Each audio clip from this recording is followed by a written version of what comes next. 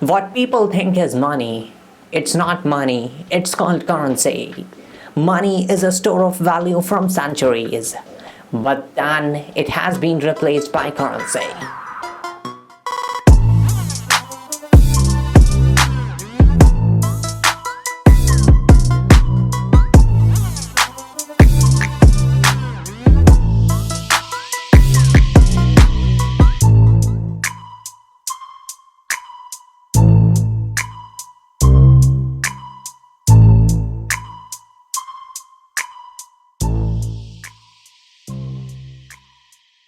It was around 6000 BC when someone need to exchange things. Barter system got discovered. In trade, barter is a system of exchange where participants in a transaction directly exchange goods or services without using a medium of exchange such as money. But before we get further into the video, we clarify you the differences between money and currency. Money is divisible, so do currency. Money is fungible, so do currency. That means 1 ounce of gold is equal to another 1 ounce, as $1 note equals to another $1 note. But at the third point, money starts to show its real value, but currency fall apart. Money is a store of value, but currency isn't. Currency can be printed and bought inflation, and your $1 note goes down in value. In other words, if you have stored 1 ounce of gold in 1971, which was roughly around $38 at that time, you would have got around $2,000 as of today in the case of money. Now for currency, the US dollar experiences an average inflation rate of 3.87% every year during the period, causing the real value of dollar to decrease. So that means you lost purchasing power of 85% with that $1 note from 1972. Now let's get back into the history of barter system. This system had many flaws with it. In addition to transfer value, one thing suits one thing but does not suit the other, because both the goods are of different value sometimes. A sheep simply can never be exchanged for a house. The barter system ended.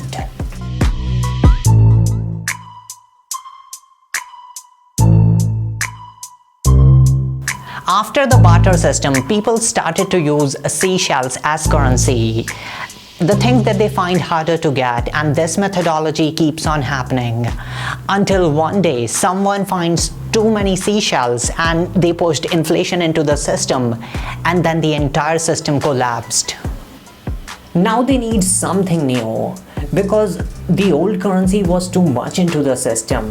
As we discussed before, greed creates inflation in a currency. Seashells, colorful stones, tools, or different things for different countries all got replaced by gold.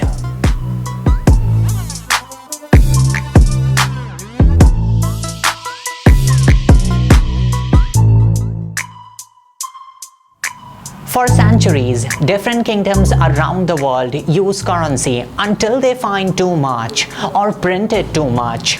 A threshold hits, and every time a dynasty collapsed by either creating too much or printing too much, and by debasing their own currency in the system. Gold and silver came along, rare, expensive to mine, and with their unique advantage as an industrial metal that cannot be printed out of thin air. Since gold and silver are deflationary money in the economy of gold standard, where things that were made on the comparison with the gold standard to provide a better value. In the gold standard, refrigerators works for about 50 to 60 years. Now in an inflationary currency, they only work 7 to 8 years at maximum. Gold standard continued for a long time until people started to trim the edges of a coin and greed took over the ruler of a dynasty. They started to mix other metals like bronze, copper, to increase their money supply. Until one day a threshold hits. Gold coin no longer remained. Bronze and copper took over. Once again, one of the most powerful dynasties in the history of mankind collapsed, the Roman Empire. Every time a dynasty collapsed, there was no other alternative. They had to get back to the gold standard, or something similar to gold standard, for their respective ages.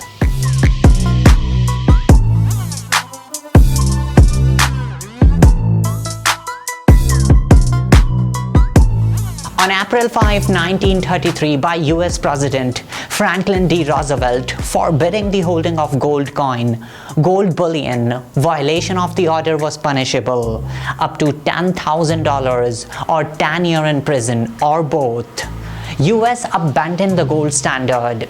In 1933, gold certificates were issued by the US government, and those certificates came into play as money.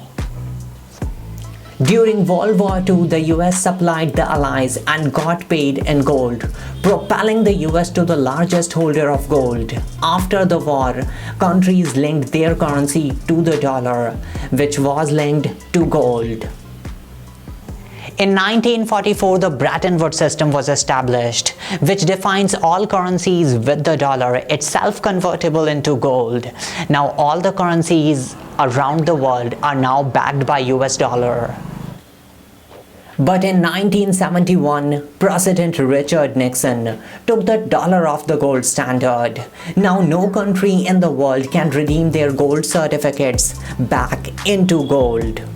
In reality, President Richard Nixon understood that they have printed more gold certificates than there is gold in US vaults, and he announced an emergency press conference. The strength of a nation's currency is based on the strength of that nation's economy. And the American economy is by far the strongest in the world. Accordingly, I have directed the Secretary of the Treasury to take the action necessary to defend the dollar against the speculators. I have directed Secretary Connally to suspend temporarily the convertibility of the dollar into gold or other reserve assets, except in amounts and conditions determined to be in the interest of monetary stability and in the best interest of the United States. Now, what is this action, which is very technical, what does it mean for you? Let me lay to rest the bugaboo of what is called devaluation. If you want to buy a foreign car or take a trip abroad, market conditions may cause your dollar to buy slightly less. But if you are among the overwhelming majority of Americans who buy American-made products in America, your dollar will be worth just as much tomorrow as it is today. The effect of this action, in other words, will be to stabilize the dollar.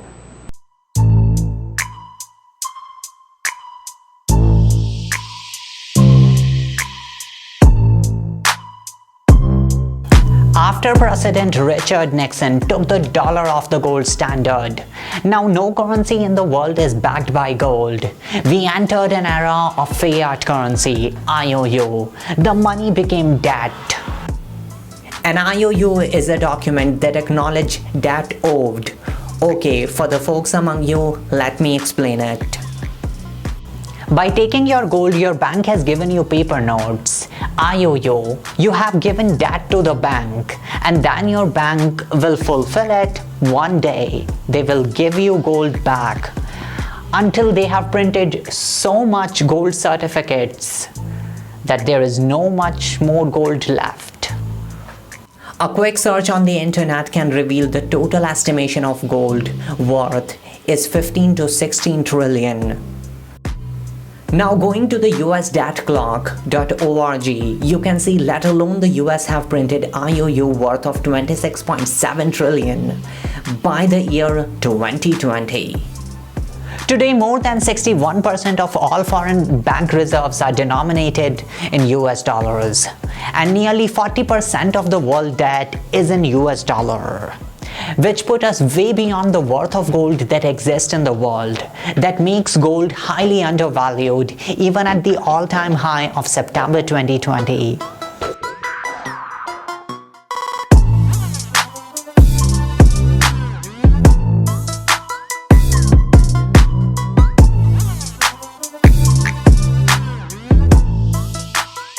Whenever greed takes over, kingdom collapse. If history does not repeat, it rhymes very well. The global monetary system is about to shift. As history told us, every period has its different currency, different from the previous one. Sometimes it was seashells, different color of stones. In the Bronze Age, coins were minted in bronze. As we discussed in the video after Information Age, Augmented Age will take over, in which systems will generate their own intuitive abilities. A currency for Augmented Age. It is a bit harder to grasp that augmented systems will have their own currency. Yes, the currency that will be programmable, verifiable, transparent, and the best of all, immutable. This currency will run on open blockchain. And there will not be a single currency, as there is not a single language spoken in the world. There will be many like them. And as always, thanks for watching.